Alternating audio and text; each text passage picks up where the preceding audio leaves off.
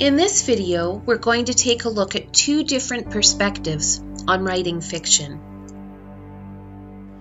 The first perspective is a baseline, linear perspective, understanding the author is in control of the story, the strategist, you could say. And the second perspective is a more holistic view of the author as being in the zone and channeling the story. These two perspectives, the author as the controller or the story as the controller, will be crucial when it comes to exploring some of the behaviors that fiction writing demands of storytellers. We'll start by looking at the author as in control. In this dynamic, the author is the captain of the ship. Everything stems from the writer-creator, from the writer's mind, and when it comes to emotions, from the writer's heart. It is the writer who comes up with the plots, the settings, the characters, and the themes. It's the writer who pulls the strings to create the story. The controller, the strategist, the creator, the author is at the top of this chain with everything flowing down into the on-page world. In this dynamic, we see the writer as God, as captain, as a puppeteer. The writer is in control. And in this position of controller, with conscious strategic decisions being made, the writer will exhibit the behaviors of the narcissist, the strategist, the life scene stealer, the manipulator, and the mind gamer. But perhaps that's okay, because it all falls under the umbrella of art, and under the umbrella of art, the manipulation of human sources and resources, of characters and of the reader, are granted immunity from the judgment they'd elicit in the off-page world.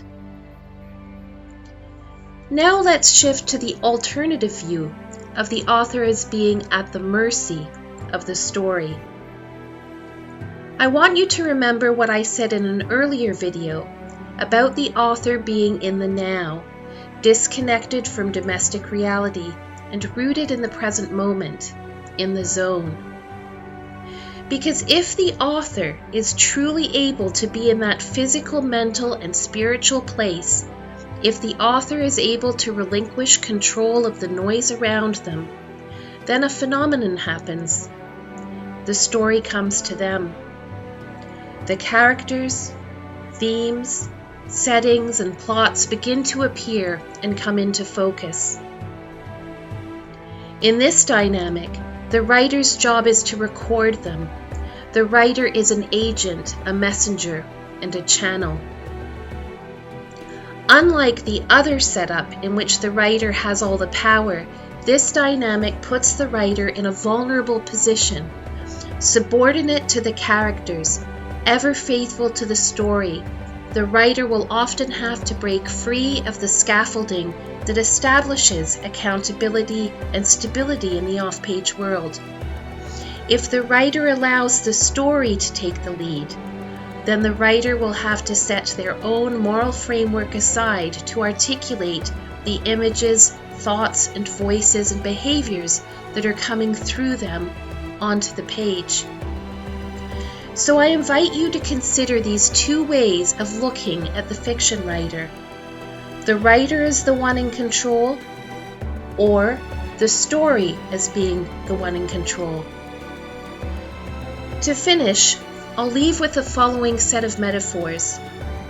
If the ship, the vessel, is the storybook, the captain of the ship the author, and the story the ocean, who or what is controlling the ship, the storybook?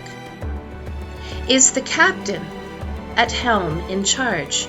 Or is the ocean the greater power, the true force directing the captain's behaviors and decisions? Who is in charge? Is the author at the helm of the story? Or is it the story demanding the stewardship of the author?